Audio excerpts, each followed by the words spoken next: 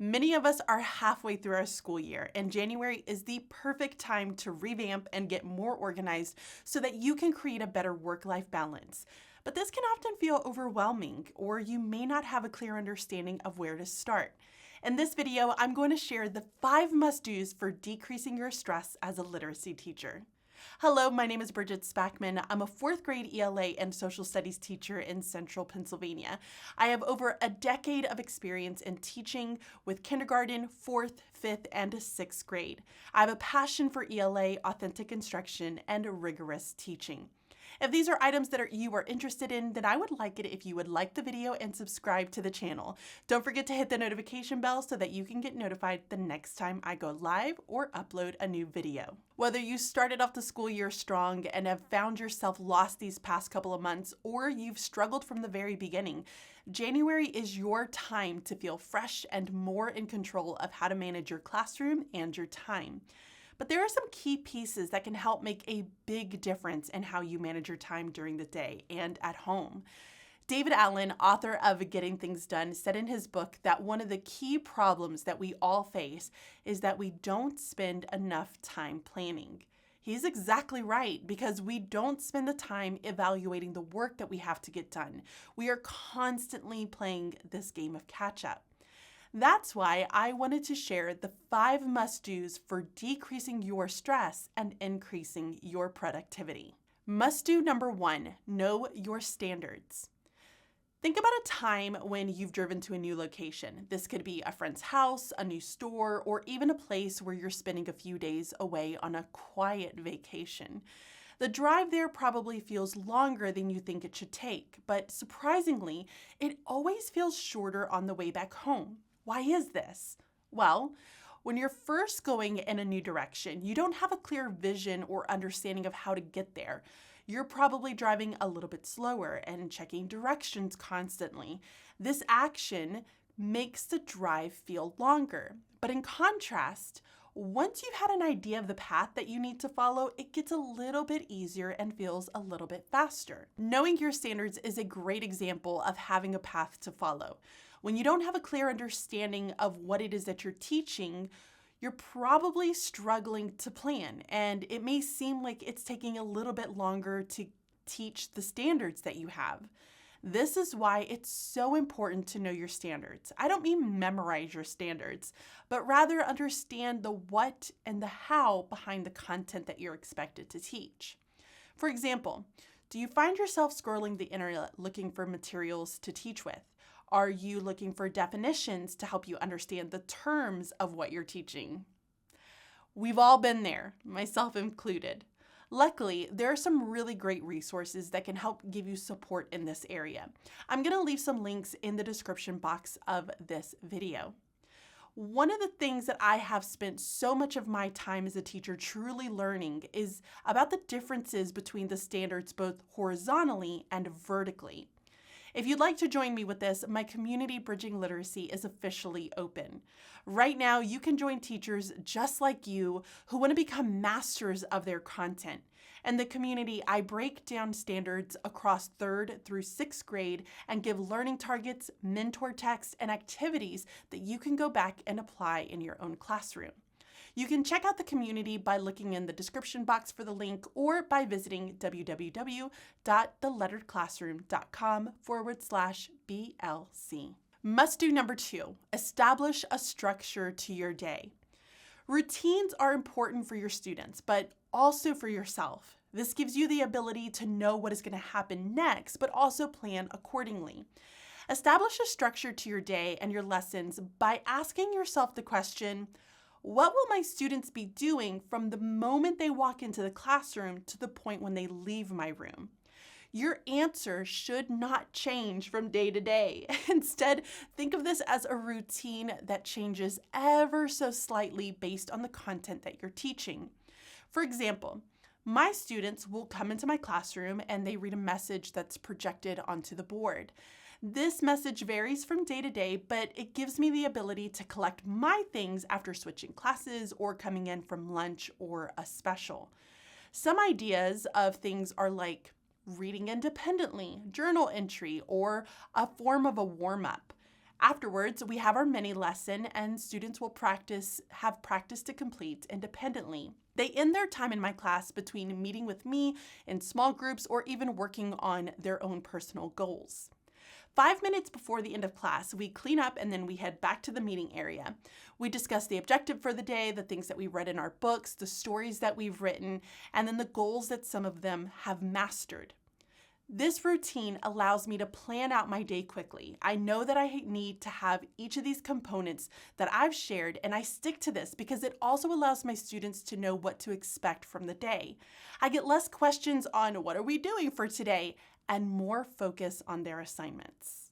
Must do number 3, define your end game. Remember when we talked about driving somewhere new? Imagine what it would be like if you had no idea how to get there. Having a plan, especially if your school or your district doesn't provide you with one, is critical to ensuring that you are on track for covering all the standards that you have to teach by the end of the year. This is why I recommend long-term planning. Start by taking out your calendar and identifying the dates for holidays, school closures, half days, and even events that you might hold in your classroom or as a school. An example would be like Valentine's Day party. If you're someone who doesn't really know the events for the school, ask a more seasoned teacher that's in your hallway or at your school.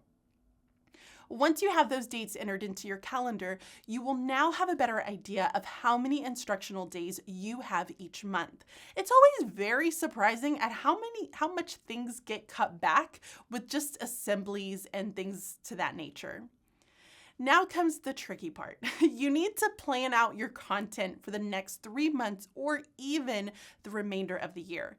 And before you ask, yes, you might have to make adjustments, but some plan is better than no plan at all. If you're not sure what to teach, I have a cheat sheet guide to the units that I use inside of my own classroom. These are aligned to writing and are available for 3rd through 6th grade. Did I mention that these are completely free?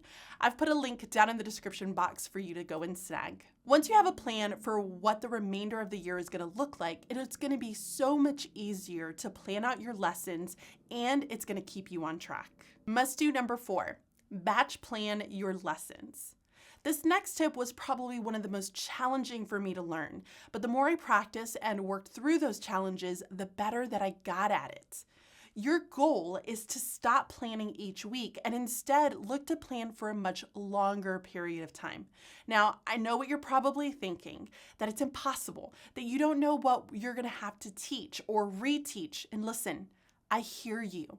I was once one of those people that said that. However, after some time, I realized that the content that I teach each year doesn't change. The progression in which I teach that content doesn't change. What changes are the methods in which I deliver those materials based on the needs of my students. This makes prepping my lessons so much easier. I've learned my standards, I've mapped out my progression, and now I have the ability to prep my lessons. Can you see how all of these things are really starting to work together? Now imagine the impact that it can have on your stress and your productivity. Batching your lessons essentially means that you're prepping a larger amount of materials for a longer length of time. For example, I might spend about a week really planning out my lessons for the next month or 2, and then the following week is really devoted to preparing those materials. I might make copies in one day, spend the next one prepping all of the games, the next I might start prepping all of the books for small groups, and so on.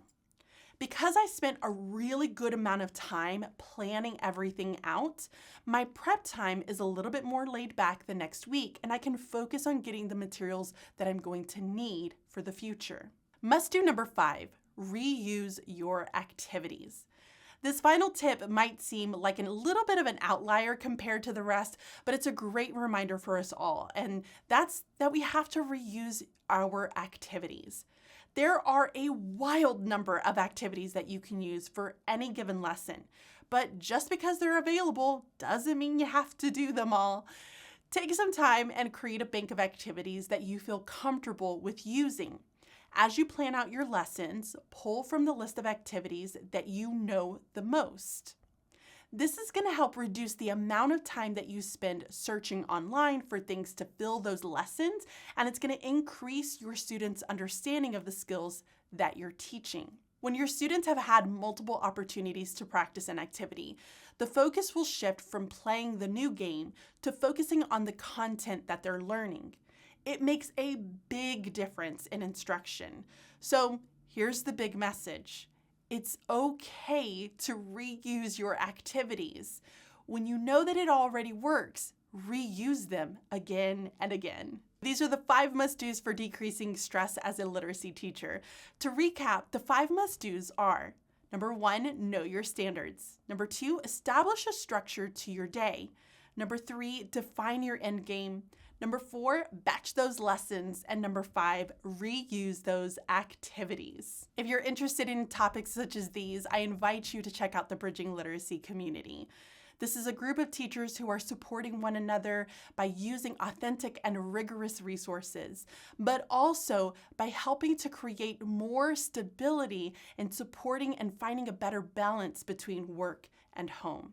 You can check out this by heading to www.theletteredclassroom.com/BLC. The community is currently open for a limited time, so head over there, join teachers just like you who are working to make a difference in education. Thanks everyone, and I will catch you all next time. Bye!